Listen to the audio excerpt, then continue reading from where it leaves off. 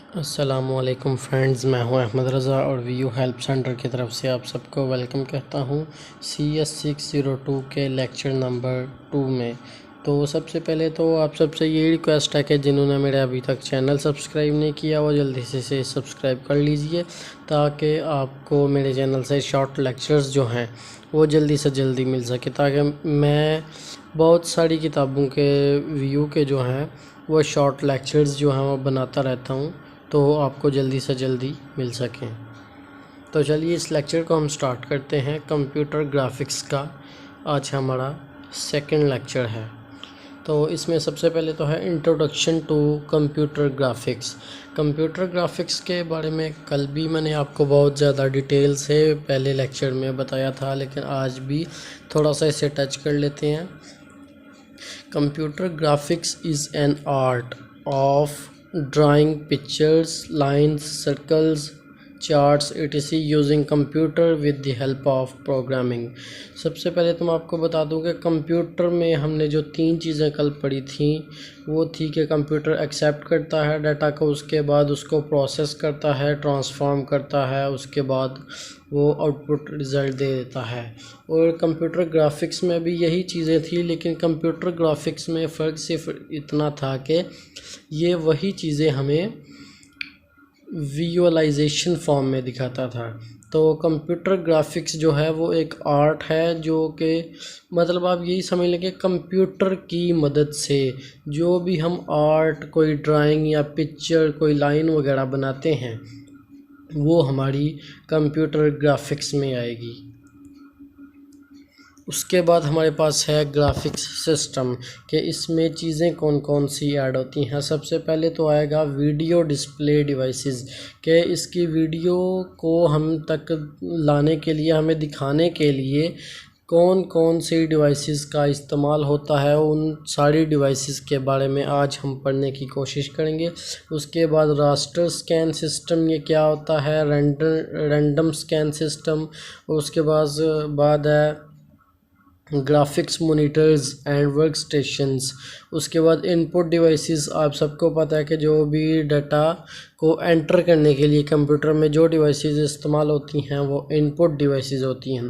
Hard copy devices मतलब कि printer type होती हैं कि जो भी हम ऐसी डिवाइसेस जो डाटा को हमें एक पेपर पे प्रिंट करके दे दें वो हमारी हार्ड कॉपी डिवाइसेस होती हैं।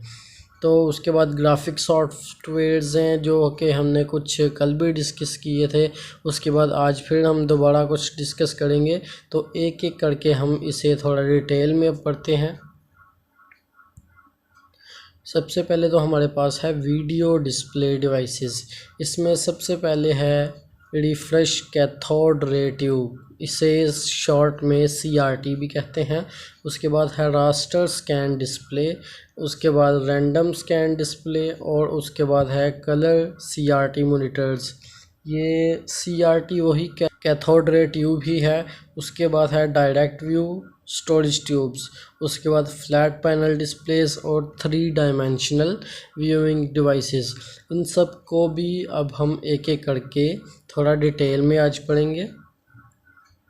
तो सबसे पहले हमारे पास है रिफ्रेश कैथोड रे ट्यूब्स। तो सबसे पहले तो ये आपके पास जो इमेज एक नज़र आ रही है ये वाली, ये आप सब जानते होंगे कि पहले जो कंप्यूटर के साथ LCD अब तो लगती है, पहले ये मॉनिटर्स लगा करते थे। ये एक तो वेट में भी बहुत ज़्यादा थे और ये पावर जो था वो भी बहुत ज़्यादा लेता था, और इसकी जो रेजोल्यूशन थी वो भी कुछ इतनी ख़ास नहीं थी, बस काम ही चलाया जा। इसके बाद है हमारे पास रिफ्रेश कैथोड रे ट्यूब्स। ये जो तस्वीर आपके सामने इस वक्त है ये हमारी CRT थी, कैथोड रे ट्यूब इसे हम कहते हैं। इसमें सबसे पहले तो ये आप देखेंगे कनेक्टर पिन्स है हमारे पास, और ये जो आगे बेस है ये हमारा, आप इसे सेंटर पॉइंट समझ लीजिए कि जो एक तरफ से तो कनेक्टेड पिन्स थी इसके साथ लगी हुई और दूसरी तरफ से हमारी इलेक्ट्रॉन गन थी। तो ये कनेक्टेड पिन्स का मकसद यही था कि ये मदरबोर्ड में या सिस्टम बोर्ड में, जो भी हम कहते हैं, उसमें अटैच हो जाती थी और उसके बाद हमें डिस्प्ले देने में मदद देती थी। और ये जो बेस है इसका काम ये था कि ये पिंस को और इलेक्ट्रिक जो गन थी हमारे पास, इनको आपस में कनेक्ट करती थी। तो सबसे पहले जो इलेक्ट्रिक गन थी, ये जो हमारे पास ब्लैक कलर की लगी हुई है, ये कनेक्टर पिंस से जो डाटा इलेक्ट्रॉन गन में आता था वो फोकसिंग सिस्टम की तरफ पहुंचाती थी। और फोकसिंग सिस्टम के बाद हमारे पास यहाँ पे एक कॉइल लगा होता था जो कि गर्म हो के ये इलेक्ट्रॉन गन की मदद से जो डाटा आता था उसे ये आगे इलेक्ट्रॉन बीम तक पहुंचा देता था। और इलेक्ट्रॉन बीम जो हैं वो अब डाटा को बम्बार करते थे फॉस्फर पे। तो फॉस्फर की मदद से वो एक रोशनी में तब्दील हो जाता था हमारा डाटा, जो कि हमें रोशनी की सूरत में स्क्रीन में, इसके आगे एक स्क्रीन लगी हुई होती थी। वो भी तस्वीर अगली स्लाइड में आपको नज़र आ जाएगी। उसके ज़रिए हम पुराने तरीक़ों से पिछले कंप्यूटर्स में या किसी भी तरीके की जो स्क्रीन थी उसमें ग्राफिक्स की जो हम तस्वीरें हैं वो देख सकते थे। तो उसके बाद ये देखिए अगली इसकी तस्वीर है, ये इसके पीछे जो है वो वही CRT कैथोड रे ट्यूब लगी हुई है। बाकी सारे का सारा सिस्टम वही है, इलेक्ट्रॉन गन का, फोकसिंग सिस्टम का, और ये जो कॉइल वगैरह हैं ये सारे के सारे वही हैं। ये देखें, ये हमारे पास जब फॉस्फोर तक पहुंचेगा प्रोसेस, उसके आगे एक स्क्रीन लगी होगी जो कि हमें बिट्स की सूरत में एक स्क्रीन पे ब्लैक एंड वाइट थी वो इमेज ड्रॉ करके दिखा देती थी। और हर एक जो बिट है उसमें सिर्फ़ और सिर्फ एक ही करैक्टर स्टोर होता था, 0 और 1। और ये जो स्क्रीन है वो भी 0 और 1 के थ्रू ही काम करती थी, क्योंकि ब्लैक एंड वाइट थी ना, तो सिर्फ़ और सिर्फ 2 ही कलर इस्तेमाल होने थे। तो जहाँ पे हमें वाइट चाहिए होता था उस बिट को हम 1 जो थे वो प्रेजेंट कर लेते थे, तो वो जो हमारा बिट होता था वो रोशन हो जाता था, और जो बिट हमारा 0 होता था वो ब्लैक ही रहता था। उसके बाद हमारे पास है रास्टर स्कैन डिस्प्ले। इसमें सबसे पहले तो रिफ़्रेश बफर और फ्रेम बफर। तो सबसे पहले तो मैं आपको ये बताऊं कि रिफ़्रेश इसमें इसलिए लगाया गया है कि इसको हमें बार बार इस इमेज को मेंटेन रखने के लिए बार बार रिफ़्रेश करना पड़ता था। कि अगर हमने इस तस्वीर को कंटिन्यूसली देखना है तो इसे हमने बार बार रिफ़्रेश करना पड़ता था, क्योंकि इसकी जो मेंटेनेंस थी इस स्क्रीन की, CRT की, वो 1/60 सेकंड्स थी। कि मतलब कि एक सेकंड में भी हमें 60 से 80 टाइम्स एक तस्वीर को रिफ़्रेश करना पड़ता था, ओनली इन 1 सेकंड, तो जाके हमारी ये जो तस्वीर थी वो मेंटेन रहती थी। उसके बाद है पिक्सल्स। पिक्सल आप सबको पता है कि जो पिक्चर्स होती हैं वो छोटे छोटे डॉट्स से मिलके बनती हैं, कलरफुल डॉट्स होते हैं उनसे मिलके बनती हैं, जो कि पिक्सल कहलाते हैं। उसके बाद है bitmap versus pixmap. Bitmap क्या है जी? Bitmap also called raster. ऊपर हम यही पढ़े हैं ना, रास्टर स्कैन। तो बिट मैप जो है वो रास्टर कहलाता है। Graphic is created from rows of different coloured pixel that together form an image. यही मैं अभी आपको बता रहा था पिक्सल में, कि पिक्सल से मिलके ही पिक्सल डॉट्स की सूरत में होते हैं जो मिलके रॉज और कॉलम्स की सूरत में इकट्ठे हो जाते हैं और इतने ज़्यादा कंबाइन हो जाते हैं, इनमें ज़रा भी फासला नहीं रहता कि ये एक तस्वीर की फॉर्म में हमारे सामने शो हो जाते हैं। और एक तस्वीर में भी थाउजेंड्स ऑफ पिक्सल्स जो हैं वो मौजूद होते हैं। उसके बाद है आप पिक्स मैप। पिक्स मैप क्या है? आप pixmap stores and displays a graphical image as a rectangular array colour values. के जो हमारे पास पिक्स मैप है ये एक इमेज को जो हमारे पास पिक्सेल्स की सूरत में एक इमेज बनती है, उस इमेज को, उसके कलर्स को, उसकी वैल्यू को रेक्टेंगुलर शेप में अपने अंदर स्टोर कर लेती है। उसके बाद है horizontal retrace and vertical retrace कि अभी आपको बताया रिफ़्रेश में कि हमें इसको बार बार इन बिट्स को रिफ़्रेश करना पड़ता है कि एक सेकंड में 60 to 80 टाइम्स हम एक तस्वीर को मेंटेन करने के लिए, कॉन्स्टेंटली देखने के लिए इसे रिफ़्रेश करते हैं। तो है तो ये पिक्सेल्स ही, तो पिक्सल को रोज़ और कॉलम्स की सूरत में ही जो है वो रिफ़्रेश किया जाता है। तो अब पहली लाइन में जितने पिक्सल हैं हमारे पास, उन सब को हम जब रिफ़्रेश करेंगे तो पहली लाइन के आखिर पे जो हमारे पास पिक्सल होगा, वहाँ से सेकंड लाइन के पहले पिक्सल तक आने का जो इसका प्रोसेस होगा, वो हमारे पास हॉरिजॉन्टल रिट्रेस होगा। और जब पूरे के पूरी तस्वीर को हम एक बार रिफ़्रेश कर लेंगे तो सबसे लास्ट वाली रो के लास्ट वाले पिक्सल से फर्स्ट वाली रो के फर्स्ट वाले पिक्सल पे दोबारा हम कन्वर्ट करेंगे इसे, दोबारा इस इमेज को रिफ़्रेश करने लगेंगे। तो इस प्रोसेस को हम वर्टिकल रिट्रेस कहेंगे। उसके बाद है interlaced versus non interlaced system. इसमें फ़र्क यही है कि इंटरलेस्ड वर्क्स विद ऑड और इवन लाइंस, कि अगर हमारे पास जो इमेज है वो उसमें जो पिक्सेल्स हैं वो 100 लाइंस पे मुश्तमिल हैं, तो ये जो इंटरलेस्ड है वो करेगी ये कि सबसे पहले तो ऑड वाली जो लाइंस होंगी 1 3 5 7, इन सब लाइंस को सबसे पहले रिफ़्रेश करेगी।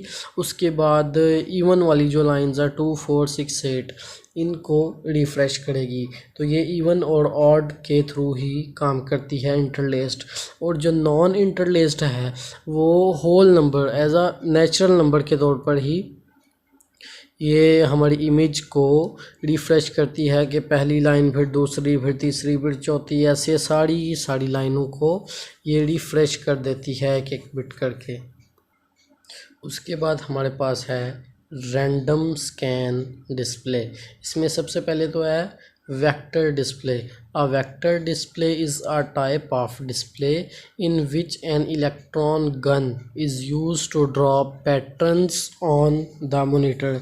ये वेक्टर डिस्प्ले एक ऐसा डिस्प्ले है जिसमें एक इलेक्ट्रॉन गन को इस्तेमाल किया जाता है हमारी इमेज को मॉनिटर के ऊपर एक पैटर्न के थ्रू डिस्प्ले करने के लिए। तो ये इलेक्ट्रॉन गन है जो ये तस्वीर को शो करने के लिए, मॉनिटर के ऊपर लाने के लिए इस्तेमाल की जाती है। उसके बाद है रिफ़्रेश डिस्प्ले फ़ाइल। ये वही रिफ़्रेश है जो मैंने अभी आपको पीछे बताया है कि बार बार एक इमेज को कॉन्टीन्यूसली देखने के लिए रिफ़्रेश करना पड़ता है। उसके बाद ये हमारे पास है कलर CRT मॉनिटर्स। इसमें सबसे पहले है बीम पेनिट्रेशन मेथड। इसके दो मेथड हैं। सबसे पहला जो है वो है बीम पेनिट्रेशन मेथड। इसमें यह है कि the beam penetration method has been used with random scan monitors. Random scan monitors के लिए यूज़ होता है जो अभी हमने पीछे पढ़े हैं। In this method the CRT means के कैथोड रे ट्यूब्स, जो हमने स्टार्टिंग में पढ़ी, screen is coated with 2 layers of phosphor. इसमें मैं अभी आपको सिंपल सी डेफिनेशन में बता देता हूँ कि होता यही है कि इसमें फॉस्फोर की 2 लेयर्स होती हैं, एक रेड होती है, एक ग्रीन होती है, और पीछे इसके जो है वो इलेक्ट्रॉन गन्स होती हैं। अगर तो हमने ग्रीन कलर जो है वो शो करवाना है तो सिर्फ़ और सिर्फ ग्रीन लेयर की जो गन होगी उसे हम ऑन कर देंगे, तो हमारी स्क्रीन पे जो है वो ग्रीन कलर के डॉट्स की सूरत में हमें कलर जो है वो दिखाई देगा। और अगर हमने रेड को शो करवाना है तो रेड वाली इलेक्ट्रॉन गन को हम हीट देंगे, तो वो हमारे पास जो मॉनिटर पे या स्क्रीन पे रेड कलर जो है वो शो हो जाएगा। उसके बाद है shadow mask method. Shadow mask method is the method which is used in raster scan system। जो अभी पीछे हमने पढ़ा है raster scan system which includes color TVs। इसमें कलर टीवी होते हैं। in this pixel is made up of 3 colors। इसमें 3 कलर होते हैं, रेड भी होता है, ग्रीन भी होता है, ब्लू भी होता है। तो अब एक ही स्क्रीन पे हमें ज़्यादा जो है ये colour at a time display करवाने के लिए एक से ज़्यादा इलेक्ट्रॉन गन्स की हमें ज़रूरत पड़ती है। तो इसमें एक इलेक्ट्रॉन गन से काम नहीं चलता। इसमें कम से कम 3 जो हैं वो इलेक्ट्रॉन गन्स मौजूद होती हैं, जिनके शैडो की वजह से हमें डिफरेंट कलर्स जो हैं वो स्क्रीन पे दिखाई देते हैं। उसके बाद है फ्लैट पैनल डिस्प्ले। पहले मॉनिटर्स थे, उसके बाद हमारे पास फ्लैट पैनल डिस्प्लेस जो हैं वो आ गए। It refers to a class of video devices that have reduce volume, weight and power equipments compare to CRT। कि ये CRT के मुकाबले में बहुत ही ज़्यादा कम वॉल्यूम का है, कम वेट का है और बहुत ही कम पावर में ये चल जाता है। इसका साइज़ भी एक तो बहुत ज़्यादा छोटा है और कम पावर में चल जाता है। इसकी रेजोल्यूशन जो है वो भी बहुत ज़्यादा अच्छी है। तो इसमें जो एग्ज़ाम्पल्स हैं वो हैं small TV monitors, calculator, pocket video games, laptop computers and advertisement board in elevation. ये सारी की सारी इसकी एग्ज़ाम्पल्स हैं। मैं आपको सिंपल सी एग्ज़ाम्पल एक LCD की देता हूँ। पहले तो मॉनिटर थे कंप्यूटर की जगह पे, कंप्यूटर में CPU के साथ वो मॉनिटर हुआ करते थे। तो वो एक तो बहुत ही ज़्यादा जगह घेर लेते थे, भारी भी बहुत था और बिजली भी बहुत ज़्यादा वो लेते थे। और अब जो आजकल LCDs हैं वो एक तो साइज़ में भी बहुत ज़्यादा छोटी हैं, फ्लैट हैं और उसके बाद इनकी रेजोल्यूशन बहुत ज़्यादा अच्छी है और बिजली भी बहुत कम लेती हैं ये। उसके बाद ये है types of flat panel displace. इसमें 2 टाइप्स हैं। पहली तो एमिसिव डिस्प्ले, इसमें प्लाज्मा पैनल और उसके बाद LED आ जाती है। उसके बाद दूसरी इसकी जो टाइप है वो है नॉन एमिसिव डिस्प्ले, इसमें LCD आती है। तो इन दोनों को थोड़ा डेफिनेशन में देख लेते हैं। Emissive display, the devices that convert electrical energy into light is called emissive display. एक ऐसा डिस्प्ले जो इलेक्ट्रिकल एनर्जी को लाइट में कन्वर्ट कर दे उससे हम एमिसिव डिस्प्ले या प्लाज्मा पैनल भी कहते हैं और LED भी इसे ही कहते हैं। प्लाज्मा पैनल और LED जो हैं वो इसी की एग्जांपल्स हैं। उसके बाद non emissive display, it uses optical effects. ये ऑप्टिकल इफ़ेक्ट्स को इस्तेमाल करते हैं to convert light from other source into graphic pattern. के सबसे पहले एमिसिव जो थे वो तो इलेक्ट्रिकल एनर्जी को लाइट में कन्वर्ट करते थे और जो नॉन एमिसिव डिस्प्ले है वो लाइट को लेके ग्राफिक पैटर्न में कन्वर्ट कर देते हैं। जैसे एक LCD है, पीछे से लाइट लेती है और हमें एक इमेज की सूरत में, ग्राफिक्स की सूरत में हमारा डाटा जो है वो दिखा देती है। उसके बाद है 3 डायमेंशनल व्यूइंग डिवाइसेस। आजकल आप सबको पता है कि 3D वीडियोस आ गई हैं। सिनेमा हमारे जो हैं वो 3D हैं। 3D एक वो ग्लासेस वो हमें देते हैं जिनकी मदद से हम वो वीडियो को देख सकते हैं और वीडियो भी ऐसी होती है कि हम उन ग्लासेस को पहन के बिल्कुल ऐसा ही लगता है कि हमारे सामने जो एक्शन हो रहा है वो बिल्कुल हमारी आंखों के सामने हो रहा है, बिल्कुल ऐसे एक ओरिजिनल चीज़ लगती है। उसके बाद होलोग्राम है। होलोग्राम लाइट्स की मदद से किसी भी चीज़ का डमी बना देना और बिल्कुल ऐसे उसे शो करवाना कि जैसे वो बिल्कुल ओरिजिनल ही हमारे सामने पड़ा हुआ है। तो इसे हम कहते हैं होलोग्राम। ये कुछ पुरानी तस्वीरें हैं जो प्लाज्मा स्क्रीन के बाद ये बहुत ही पहले इनकी ईजाद हुई थी। ये कुछ 3D वीडियोस या होलोग्राम वगैरह की कुछ एग्जांपल्स हैं। तो आज की हमारी इस वीडियो का सिर्फ इतना ही टॉपिक्स थे। जो हमारे लेक्चर में मेन और इम्पोर्टेंट टॉपिक्स थे पेपर के हवाले से वो बस इतने ही थे। अगर आपको ये वीडियो अच्छी लगे तो इसे लाइक कीजिए, सब्सक्राइब कीजिए और अपने दोस्तों के साथ शेयर भी कीजिए। अपना ख्याल रखिए। अल्लाह हाफिज़।